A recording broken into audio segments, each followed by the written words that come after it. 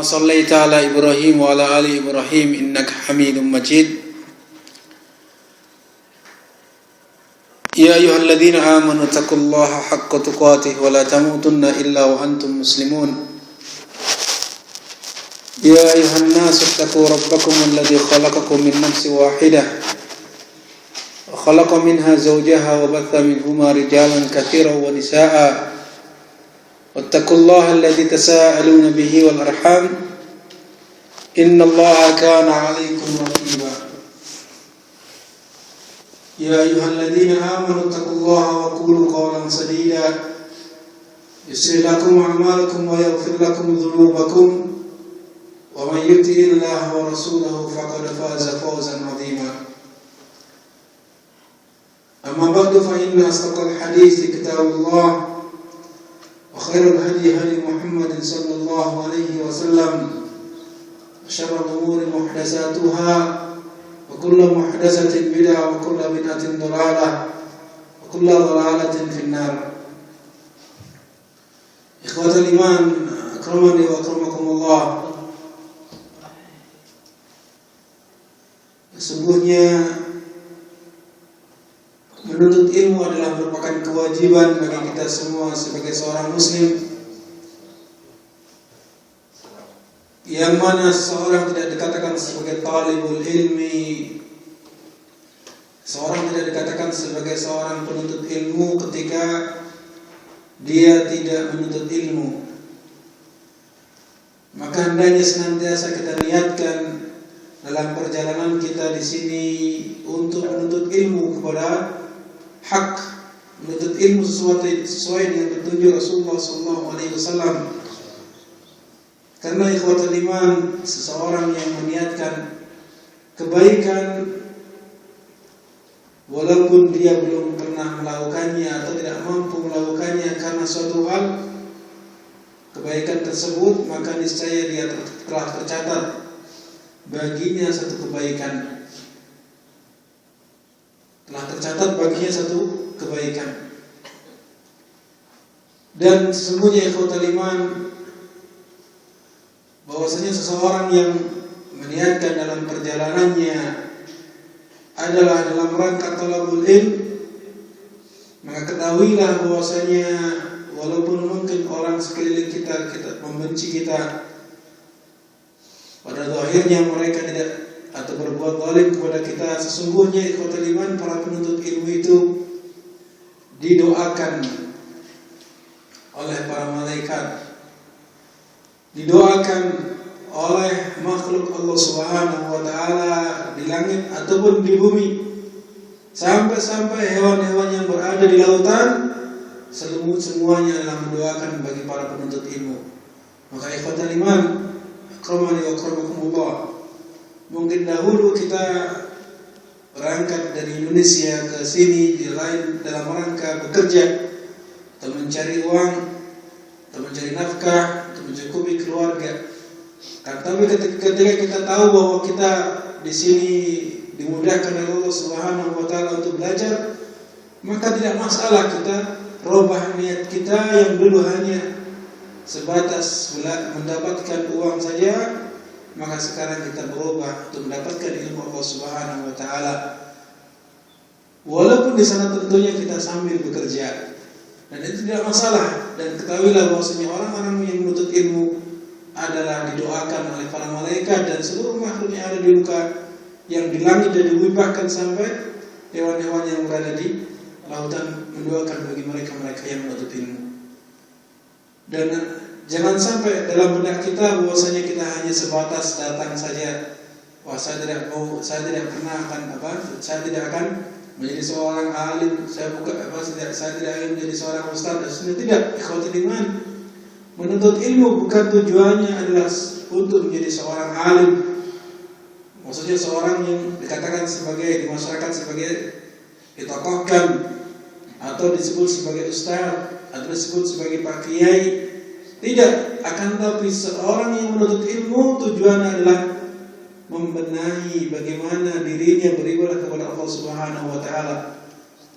Yang tadinya dia beribadah tanpa dasar ilmu, kemudian setelah dia paham, dia beribadah dengan didasari ilmu yang benar, yang sesuai dengan Al-Quran ataupun Sunnah Rasulullah SAW, dan juga membenahi akidahnya yang tadinya akidahnya amburadul, akidahnya tidak lurus, akidahnya dicampuri dengan hal-hal yang berbau syirik, hal-hal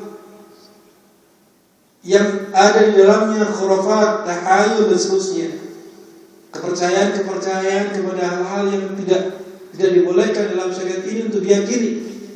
Maka setelah kita mengkaji, maka kita semakin paham, sehingga kita semakin menjauhi akidah ataupun keyakinan yang ternyata tidak didasari bahwa itu adalah berasal dari Islam. Maka itulah tujuan kita di sisi yang pertama adalah kita mengharapkan ridho Allah Subhanahu wa taala. Karena ketahuilah ikhwatul iman bahwa menuntut ilmu adalah merupakan bentuk qurbah yang paling besar, bentuk pendekatan diri kepada Allah Subhanahu wa taala yang besar. Ya, karena tidak mungkin seorang beribadah dengan baik kecuali dengan ilmu. Tidak mungkin seorang bisa meyakini atau berakidah dengan lurus kecuali dengan apa? Ilmu. Maka Allah Subhanahu wa taala disebutkan dalam Al-Qur'an, wal 'asri innal insana lafi khusr. Demi waktu asar, bahwasanya seluruh manusia ini dalam kerugian kecuali 4 orang. Kecuali 4, yaitu apa? Illal ladzina amanu wa 'amilus shalihat wa tawassaw bil haqq wa tawassaw bis sabr. Kecuali orang-orang yang mereka beriman, yang mana iman mereka didasarkan oleh ilmu. Kecuali orang-orang yang mengamalkan amal saleh, yang amal tersebut juga berdasarkan ilmu yang dia dapatkan. Wa tawassaw bil haqq, yang saling menasihati dalam kebenaran dan saling menasihati dalam kesabaran, sabar dalam menuntut ilmu, sabar dalam mengamalkan ilmunya, sabar dalam menyampaikan tawassaw bil haqq. Tawassaw bil haqq maksudnya apa? Mendakwakan ilmunya, menyampaikan kepada orang lain. Maka ini ikhwatul iman, ini adalah pengecualian bagi mereka-mereka yang tidak dikatakan akan rugi. Assalamualaikum warahmatullahi wabarakatuh. Maka ikhwatul iman, ketahuilah bahwa jangan sampai kita termasuk orang-orang yang dikatakan oleh Allah Subhanahu wa taala termasuk manusia yang akan mendapatkan kerugian. Kenapa? Allah Subhanahu wa taala bersumpah tadi, wal 'asri, demi waktu asar. Ini menunjukkan perkara berikutnya. Kalau Allah menyebutkan permulaannya dengan kata sumpah, kemudian datang setelahnya perkara-perkara yang dalam bahasa Arab disebut sebagai takkid. Inna, kata inna ini dalam bahasa Arab bentuk penguat. Kemudian la, itu juga merupakan bentuk penguat, takkid. Innal insana lafi khusr. Sungguhnya manusia dalam kerugian kecuali yang 4 tadi disebutkan, yang memiliki sifat 4 tadi, yaitu apa? Mereka yang beriman. Para ulama menyebutkan bahwasanya yang dimaksud iman di sini adalah iman yang didasari oleh ilmu, beramal saleh, juga beramal saleh didasari oleh ilmu. Demikian pula tawassaw bil haqq, seorang menyampaikan atau saling menasihati, saling memberikan wasiat dalam kebenaran. Kemudian yang terakhir adalah tawassaw bis sabr. Nah, ikhwatul iman, rahmani wa rahmakumullah. Maka sekali lagi bahwa talabul ilmi adalah merupakan kewajiban bagi kita semua. Maka ketika antum memahami bahwa talabul ilmi adalah merupakan kewajiban, sampaikan, saya paham bahwasanya talabul ilmi adalah kewajiban. Ajak saudara kita, ajak teman-teman yang kita kenal untuk menghadiri majelis-majelis ilmu, sehingga dengan hadirnya dia, bisa jadi karena dia tidak tahu, bisa jadi dia karena belum ada kesempatan kemudian kita ajak, atau mungkin karena malu dan seterusnya. Maka dengan ajakan kita, mudah-mudahan Allah Subhanahu wa taala memberikan petunjuk kepadanya melalui tangan kita, melalui ajakan kita. Maka ikhwatul iman, Rasulullah SAW pernah bersabda, la ayyahdiyallahu bika rajulan wahidan Sungguhnya la ayyahdiyallahu bika rajulan wahidan khairun laka min khumrin na'am. Ya. Niscaya apabila Allah Subhanahu wa taala memberikan hidayah kepada seseorang, satu orang saja, ya, dengan perantaraanmu, ya, maka apa? Hal itu adalah lebih baik bagimu daripada humrun na'am. Humrun na'am pada saat itu adalah dikatakan sebagai onta merah. Onta merah adalah kendaraan yang paling mewah pada saat itu. Nah, maka sekarang ini antum bisa perumpamakan kendaraan yang paling mewah pada saat ini itu. Maka ketika kita memberikan, ya, melalui tangan kita ajak saudara kita sampaikan dakwah kepadanya, Allah memberikan hidayah kepadanya. Dan ketahuilah hidayah bukan hanya masuk seseorang dari kafir kepada Islam, akan tetapi dari seorang muslim yang tadinya tidak pernah beribadah, yang dia lakukan hanya maksiat, bahkan dia meninggalkan salat, bahkan dia tidak pernah masuk masjid sama sekali, dan seterusnya. Ketika Allah memberikan hidayah kepadanya melalui kita, maka itu adalah Allah akan berikan balasan kepada kita sesuatu yang lebih baik daripada humrun. Maka ikhwatul iman akramani wa akramakumullah, ya, hendaknya kita memahami hal-hal yang merupakan kewajiban bagi kita semua. Tentunya sekali lagi itu adalah sesuai dengan kemampuan kita. Kemudian ikhwatul iman akramani wa akramakumullah, kita akan melanjutkan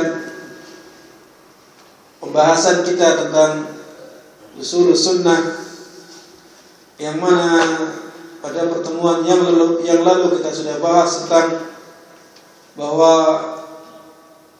sunnah adalah at-tamassuk bima kana alaihi ashabu Rasulillah sallallahu alaihi wasallam wa iqtida bihim wa tarkul bid'ah wa kullu bid'atin fahiya dhalalah. Bahwa sunnah yang dimaksud di sini adalah yaitu berpegang teguh terhadap apa yang para sahabat-sahabat Rasulullah sallallahu alaihi wasallam berbijak di atasnya, mereka mengamalkannya, ya, mereka berpendirian dengannya, mereka berprinsip dengan hal tersebut. Maka kita berpegang teguh terhadap hal tersebut. Kemudian kita mengikuti mereka. Wa tarkul bid'ah, kita meninggalkan perbuatan-perbuatan bid'ah yang tidak pernah diajarkan oleh Rasulullah, yang dinisbatkan oleh kaum muslimin sebagai ajaran Islam, yang oleh orang dikatakan itu adalah termasuk syiar Islam, akan tetapi ternyata itu adalah bukan termasuk syiar dari syiar-syiar Islam yang lainnya. Kemudian dikatakan kullu bid'atin fahiya dhalalah, dan ketahuilah bahwa setiap bid'ah adalah sesat. Wa tarkul khusumat wal julus ma ashabil ahwa, yang selanjutnya adalah meninggalkan khusumat adalah permusuhan, perdebatan, kemudian duduk bersama orang-orang yang mengikuti hawa nafsu, orang-orang yang mengedepankan hawa nafsunya di dalam memahami Islam ini, orang-orang yang menafsirkan Al-Quran ataupun hadis-hadis difahami ala dia, difahami ala pemikirannya yang sesuai dengan keinginannya dan seterusnya. Maka kita tinggalkan, tidak duduk dengan mereka, tidak duduk bersama mereka, karena akan mengkhawatirkan menjerumuskan akidah kita, menjerumuskan pemahaman kita. Maka kita tidak tinggalkan.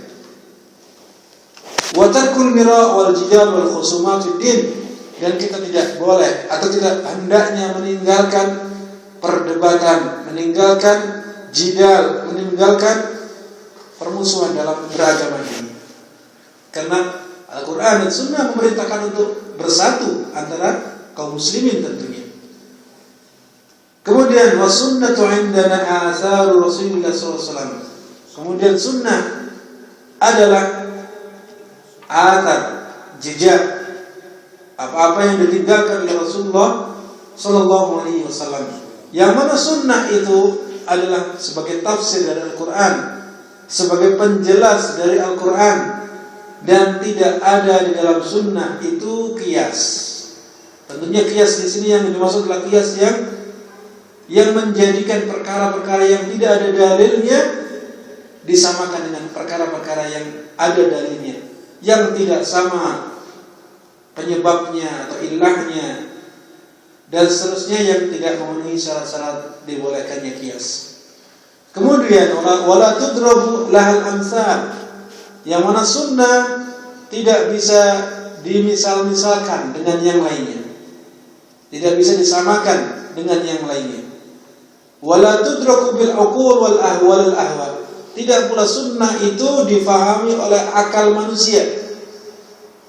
Artinya apa? Memahami sunnah dengan akalnya, tidak demikian. Tidak pula dengan hawa nafsunya. Innama huwal ittiba wa tarkul hawa. Akan tetapi kita mengikut saja dan meninggalkan hawa nafsu. Kita mengikut apa yang ada dalam petunjuk Rasulullah SAW, dan tidak boleh kita memahaminya dengan akal. Memahaminya dengan akal ataupun mengikuti sesuai dengan keinginan hawa nafsu masing-masing. Kemudian ikhwatul iman, dan termasuk di dalamnya, di dalam sunnah tersebut yang wajib, yang tidak boleh tidak hendaknya diimani oleh seorang muslim, yaitu beriman kepada takdir, baik itu takdir buruk ataupun takdir dari baik. Yang mana seseorang tidak akan dikatakan beriman, tidak diterima keimanannya kecuali dia harus beriman kepada apa? Takdir baik dan takdir buruk tersebut. Yang mana kewajiban kita adalah kita beriman, kita membenarkan, dan tidak boleh kita bertanya bagaimana, dan tidak boleh pula kita bertanya kenapa. Kenapa saya harus mengimani ini? Kenapa itu terjadi? Bagaimana turunnya ini? Bagaimana bersemayamnya? Dan seterusnya. Maka itu tidak dibolehkan. Kewajiban kita perkara-perkara yang gaib, yang dikabarkan oleh Allah Subhanahu wa taala dan Rasulnya melalui wahyunya, kewajiban kita adalah iman dan membenarkan. Sebagaimana pembenaran yang dilakukan oleh siapa? Oleh Abu Bakar As-Siddiq, sehingga beliau terkenal dengan As-Siddiq karena apa? Walaupun apa saja bentuknya yang dikabarkan oleh Rasulullah SAW, beliau langsung membenarkan, sehingga beliau disebut sebagai apa? As-Siddiq, digelari sebagai As-Siddiq. Ya, sampai-sampai berita-berita yang dianggap oleh akal manusia tidak mungkin, di antaranya adalah apa? Peristiwa Isra dan Mi'raj, yang mana dikabarkan bahwasanya Rasulullah SAW pergi kemana? Ya, menuju Palestina, yang mana pada saat itu Rasulullah berada di Makkah. Beliau menuju Palestina, kemudian setelah itu naik ke Sidratul Muntaha, yaitu apa? Di atas langit ke-7. Nah, menurut akal, kalau ini difahami oleh akal, mana mungkin dalam waktu semalam dia pulang pergi ke Palestina, yang ketika jarak tempuh pada saat itu dengan jalan apa? Kaki ataupun menaiki kendaraan onta ataupun kuda, tentunya ditempuh dengan berjalan apa? Berminggu-minggu ataupun berbulan-bulan. Nah, ini hanya ditempuh semalam saja. Maka kalau difahami dengan akal, tidak akan mungkin bisa masuk akal. Nah, sehingga orang-orang Quraisy pada saat itu menjadikan ini sebagai penyebab bahwasanya agamanya yang dibawa oleh Rasulullah atau Muhammad ibn Abdullah adalah agama yang tidak benar. Akan tapi ketika dikabarkan kepada Abu Bakar radhiyallahu anhu, beliau mengatakan, kalau itu datangnya dari lisan Rasulullah sallallahu alaihi wasallam, bahkan yang lebih dari itu, saya akan mempercayai dan membenarkannya. Ini menunjukkan apa? Bahwasanya Abu Bakar radhiyallahu anhu sangat apa? Yakin tentang apa yang dibawa oleh Rasulullah sallallahu alaihi wasallam, apapun itu bentuknya. Apapun itu bentuknya, baik itu adalah perkara-perkara yang masuk akal ataupun tidak masuk akal. Kemudian ikhwatul iman, azanillahu wa iyyakum, yang selanjutnya yang pernah saya sampaikan adalah kita meyakini bahwasanya Al-Qur'an adalah kalamullah. Al-Qur'an adalah kalamullah dan bukan makhluk. Ya, dan bukan makhluk. Barang siapa yang mengatakan bahwasanya Al-Qur'an adalah makhluk, maka dia telah kafir. Barang siapa yang mengatakan bahwasanya Al-Qur'an adalah makhluk, maka apa? Kafir. Dan ini harus kita yakini bahwasanya Al-Qur'an adalah kalamullah, firman Allah, ucapan Allah. Ya? Ucapan Allah dan bukan makhluk. Makhluk pada umumnya seperti kita makhluk. Ya, perbuatan kita itu makhluk. Tumbuhan, ya, pepohonan, hewan, langit dan bumi, angin, air, api dan seterusnya, itu semuanya adalah makhluk. Maka kalamullah atau Al-Qur'an yang ada adalah bukan makhluk. Akan tetapi apa? Kalamullah. Itu bukan ciptaan Allah, tapi ucapan Allah, sifat Allah Subhanahu wa ta'ala. Ini harus kita yakini. Dan kita tidak boleh memperdebatkan perkara ini. Ya, kita tidak boleh memperdebatkan perkara ini. Kemudian ikhwatul iman, yang selanjutnya adalah kita mengimani akan bahwasanya kaum mukminin akan melihat Allah nanti di akhirat. Bahwasanya orang-orang yang beriman yang masuk surga akan melihat Allah Subhanahu wa ta'ala di akhirat. Kemudian yang selanjutnya adalah kita beriman tentang adanya mizan. Apa mizan? Timbangan amal. Yang mana kita telah sampaikan pada pertemuan yang lalu, apa saja yang akan ditimbang nanti. Masih ada yang ingat apa saja?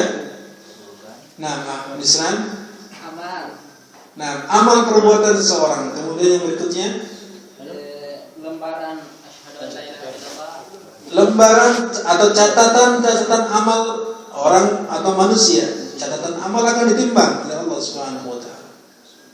Kemudian yang ketiga, orang yang berbuat amal itu sendiri. Itu sebagaimana disebutkan dalam dalil-dalil dari hadis Rasulullah SAW tentang hal tersebut.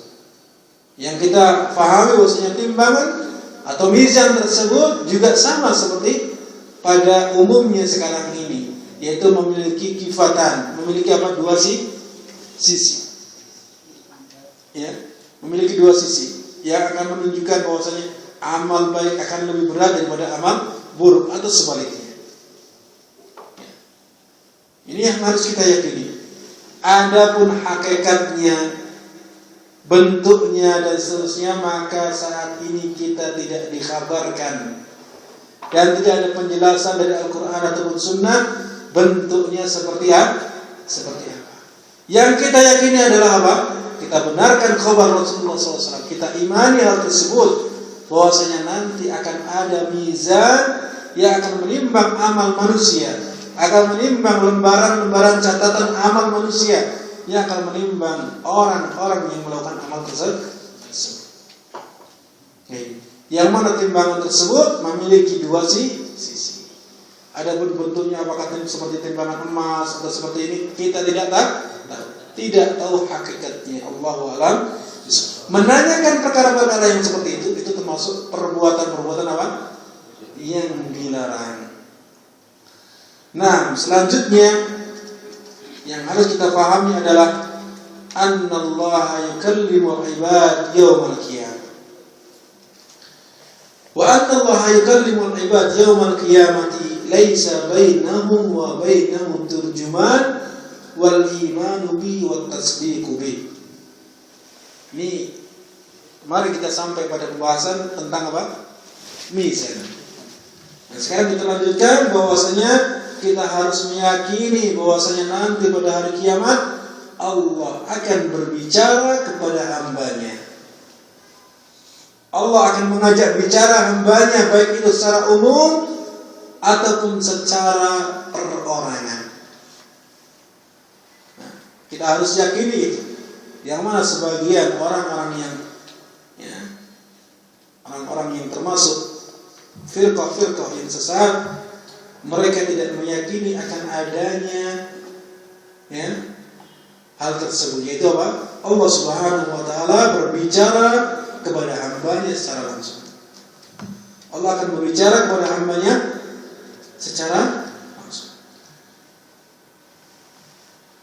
Disebutkan bahwasanya wa annallaha ta'ala yukallimul ibad yaumal qiyamati. Bahwasanya Allah Subhanahu wa taala nanti akan mengajak bicara hambanya pada hari kiamat, laisa bainahu wa bainahu turjuman, yang tidak ada antara mereka hamba-hambanya tersebut dengan Allah Subhanahu wa taala penterjemah. Jadi Allah Subhanahu wa taala yang membuat bahasa. Allah Subhanahu wa taala memahami kita semua. Kita bahasanya bahasa Indonesia, bahasa Arab, bahasa Bangladesh dan seterusnya. Allah Subhanahu wa taala memahami semuanya. Allah Subhanahu wa taala memahami kita semua. Karena Allah Subhanahu wa taala yang menciptakan manusia dan juga menciptakan apa? Bahasa mereka. Jangan dikira bahwasanya apa? Allah Subhanahu wa taala tidak paham apa yang itu ungkapkan. Ini.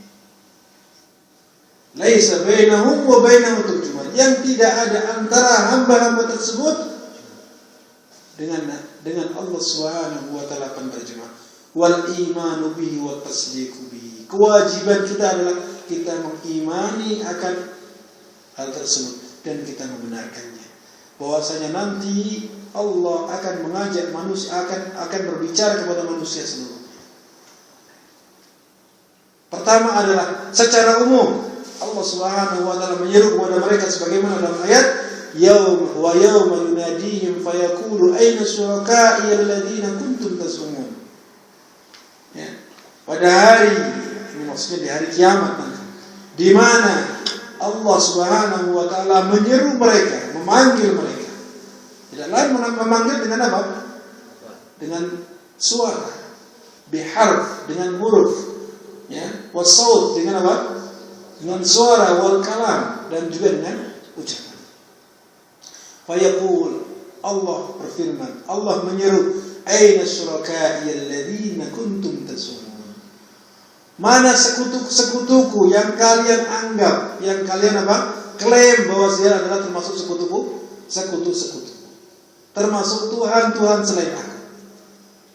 Mana Latta, mana Uzza, mana Manat, mana Fir'aun, mana Sang Hyang Widi, mana Yesus dan seterusnya. Yang mereka apa?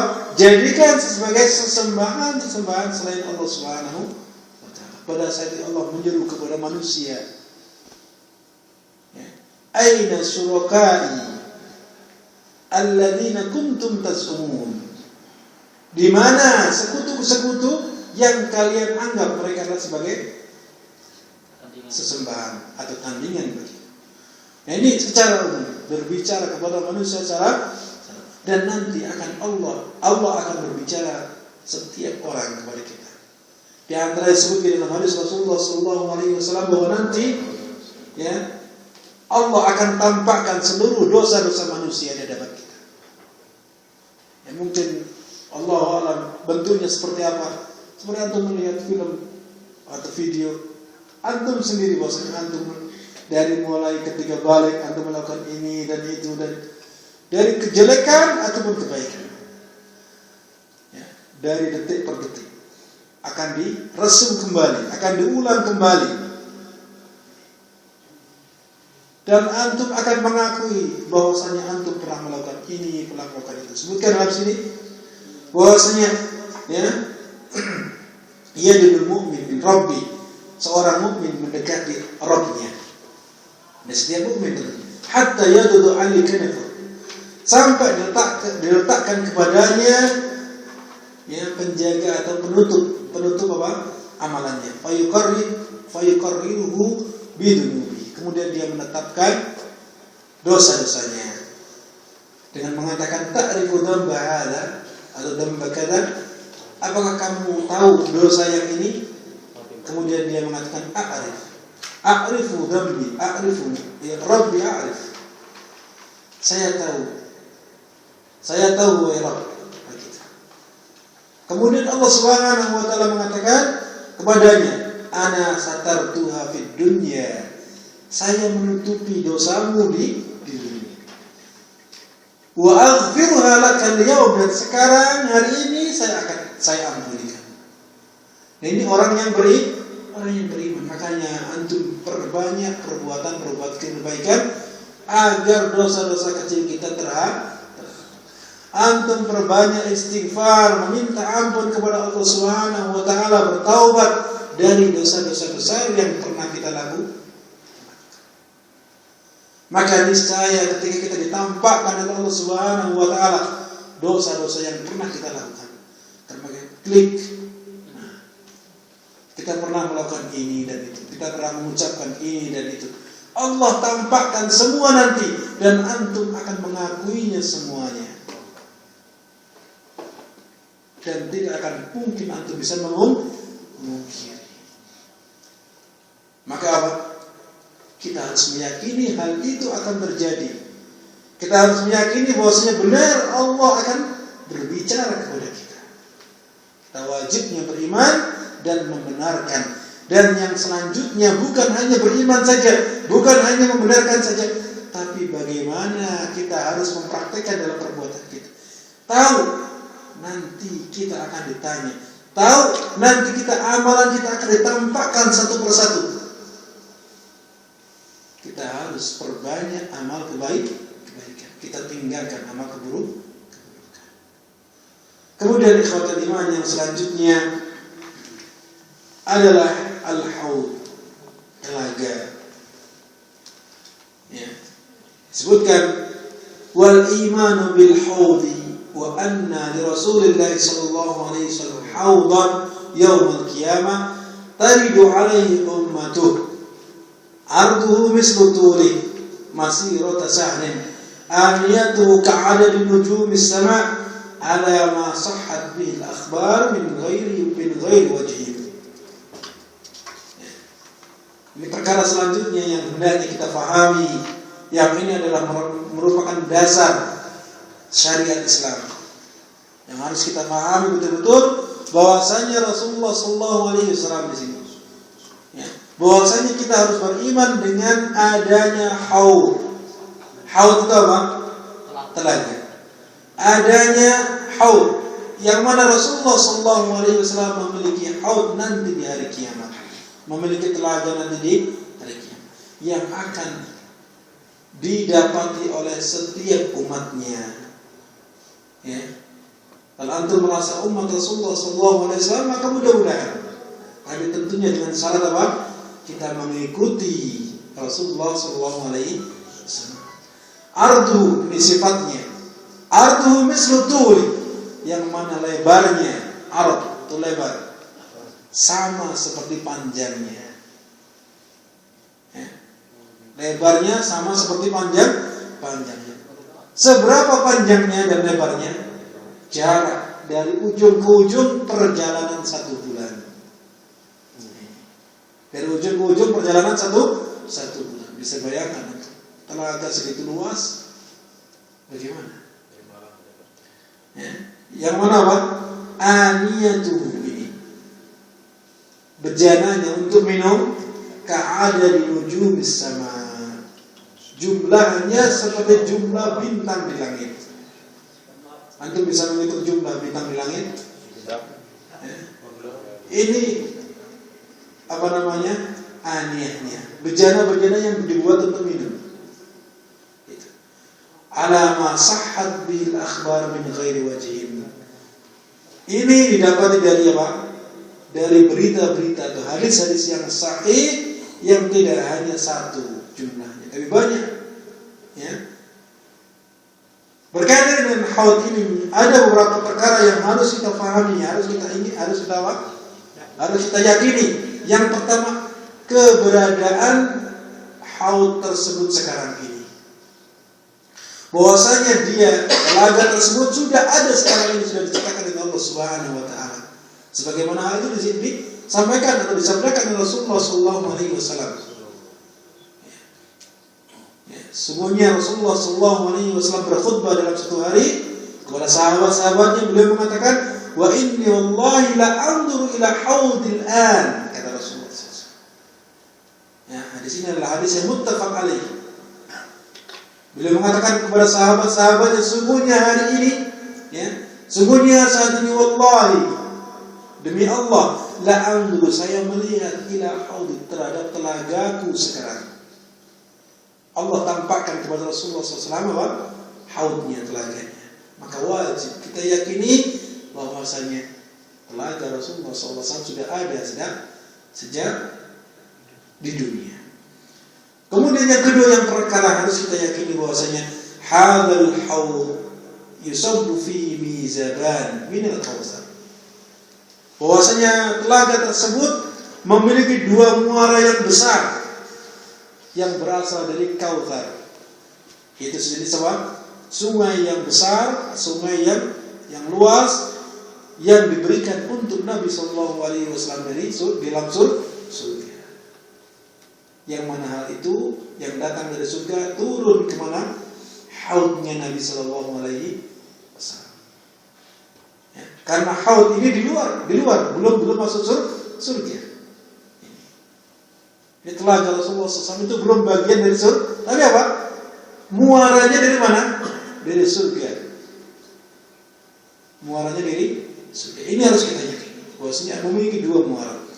Kemudian perkara yang ketiga yang harus kita yakini berkaitan dengan masalah haud ini adalah zamanul haud qabla al-ubur ala sirat. Yang mana haud itu didapati oleh umat Rasulullah SAW sebelum melangkah di sirat, menyeberangi sirat. Nanti akan kita bahas tentang sirat. Kita juga harus meyakini adanya sirat. Yang dimana dikhabarkan sirat itu seperti apa?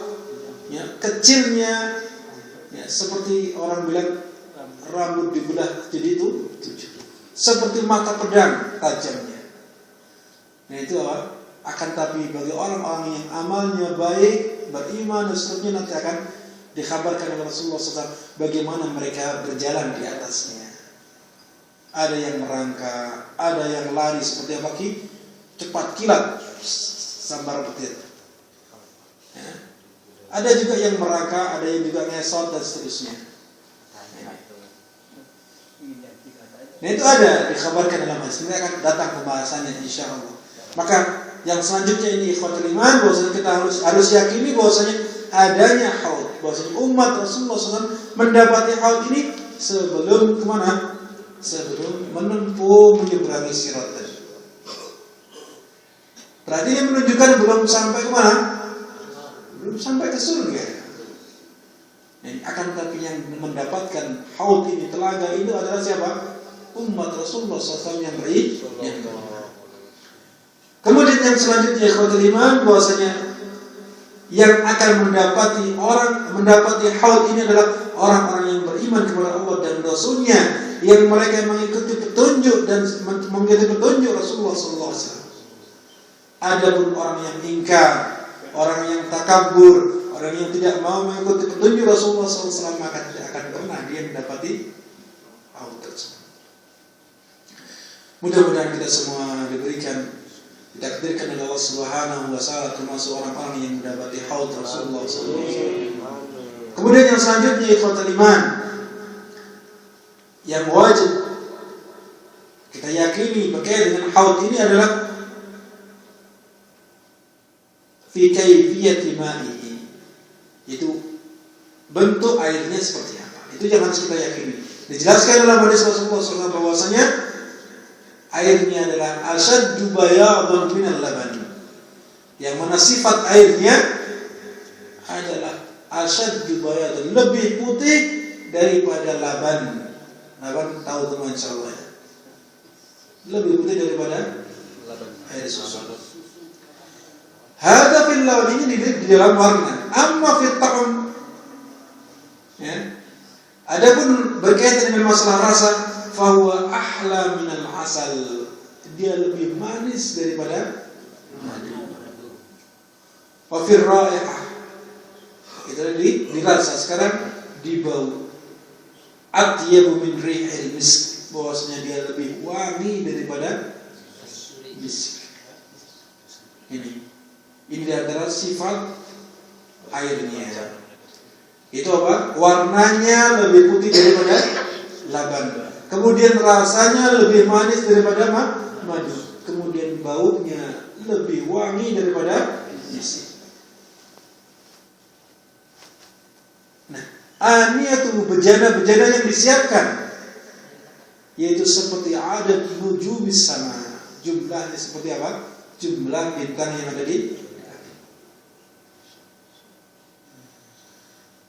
Kemudian atau dalam ibarat yang lain, dalam lafaz yang lain, dalam hadis sebutkan bahwasanya aniyatu ka nujumis sama. Bahwasanya bejana-bejana yang ada itu seperti, bukan jumlahnya sama, tapi apa? Seperti apa? Bintang di langit. Begitu. Ini adalah lafaz yang lebih luas begitu. Kemudian asaru hadal haud. Akibat seseorang yang minum dari haud tersebut, telaga tersebut. Ya, Mu'allif mengatakan bahwasanya di Imam Ahmad rahimahullah, man yashrabu minhu syurbatan lam yadma' ba'da abada. Barang siapa yang minum satu tegukan saja, maka dia tidak akan pernah haus selamanya.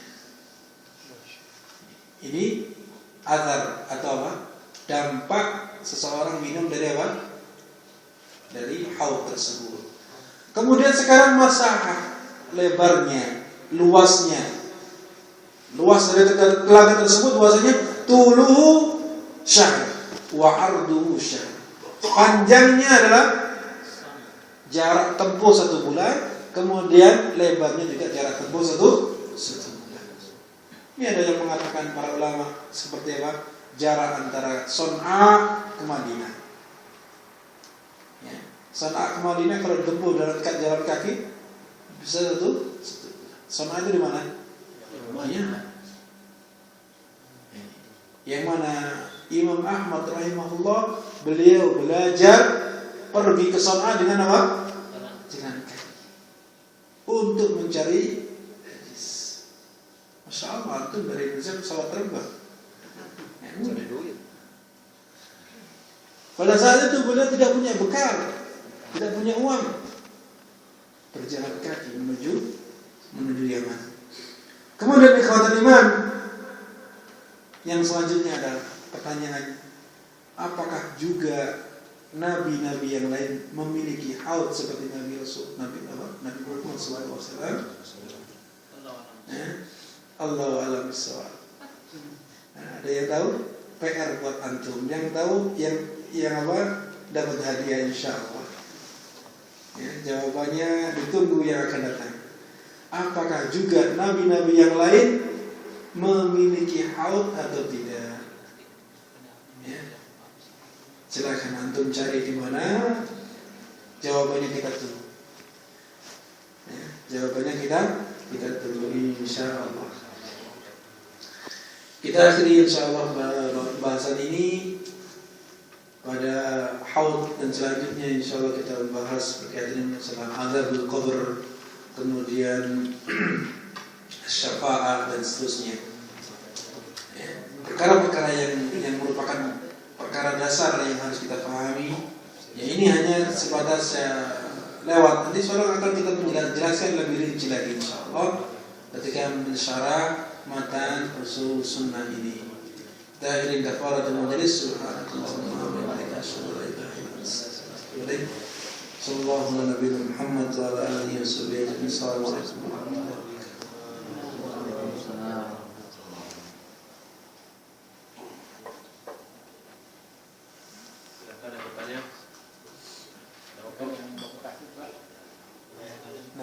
Ayo. Assalamualaikum warahmatullahi wabarakatuh. Waalaikumsalam warahmatullahi wabarakatuh. Jelas kita tidak boleh membayangkan bagaimana sifat-sifat Allah, tapi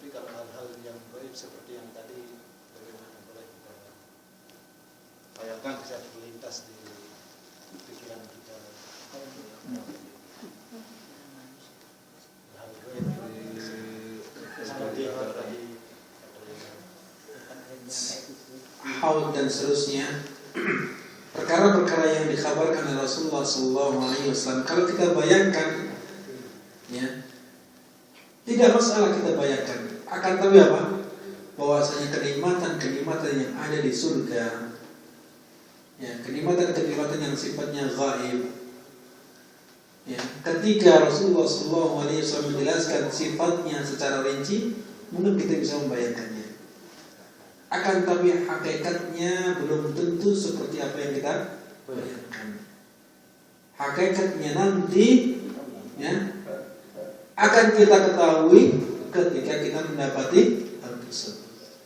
Boleh saja kita membayangkannya bahwasanya Rasulullah SAW disifati bahwasanya panjangnya seperti ini, ya, dan seterusnya, yang mana airnya lebih putih daripada laban, ya, rasanya lebih manis daripada madu.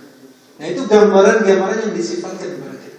Dan juga kalau antum melihat bagaimana penjelasan dalam hadis-hadis, ya, tentang bagaimana sifat bidadari, masya Allah, antum, ya, luar biasa. Antum bisa baca tentang, ya, bagaimana sifat-sifat penghuni surga. Ya. Ini diantaranya menjelaskan tentang bidadari yang ada di surga di sana.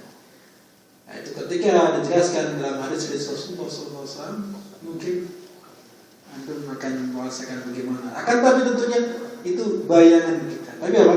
Hakikatnya tidak akan bisa kita. Di antara sifatnya bahwasanya apa?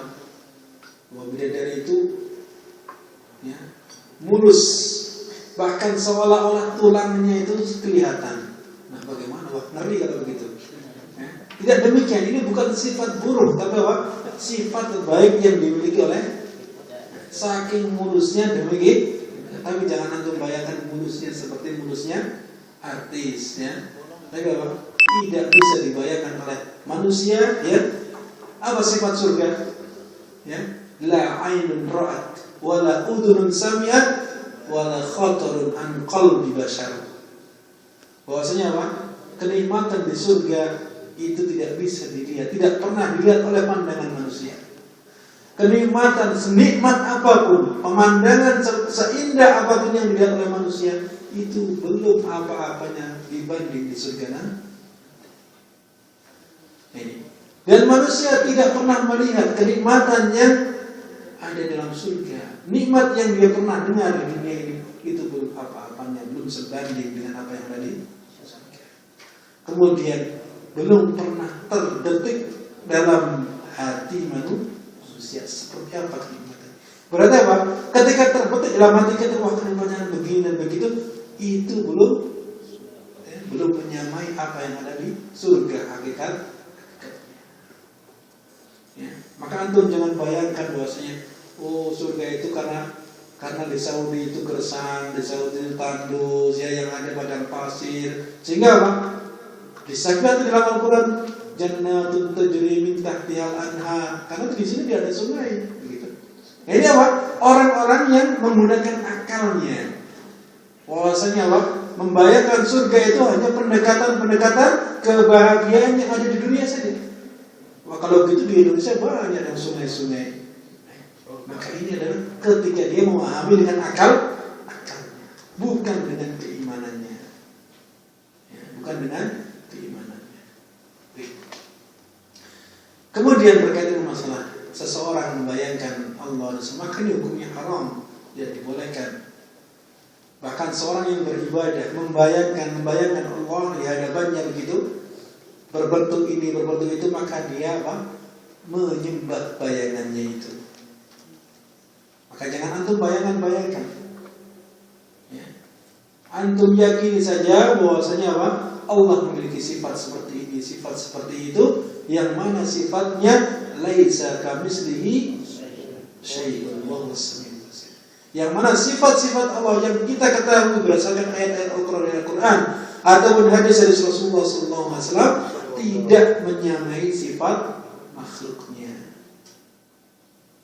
Tidak pernah ada makhluknya yang bisa sama dengan sifat Allah Subhanahu. Namanya sama, tapi hakikatnya tidak sama. Yaliku bijalalihi wa 'azamatihi. Sifat Allah sesuai dengan kemahabesaran dan kemuliaan Allah Subhanahu wa taala. Dan sifat manusia sesuai dengan manusia. Kita katakan manusia punya tangan atau tidak? Punya. Allah punya tangan. Akan tapi hakikat tangan Allah jangan dibayangkan sama seperti tangan manusia. Antum mau tidak disamakan dengan apa? Ya. Antum punya tangan, monyet juga punya tangan. Ya. Sama-sama tangan, antum mau tidak disamakan? Tidak mau. Lebih apa? Allah Subhanahu wa taala. Yaliku bijalalihi wa 'azamatihi. Nah, itu saja yang dapat saya sampaikan. Mudah-mudahan Allah alam bisawab. Akhir kafaratul majlis wa subhanaka wa bihamdika asyhadu an la ilaha illa anta astaghfiruka wa atubu ilaik.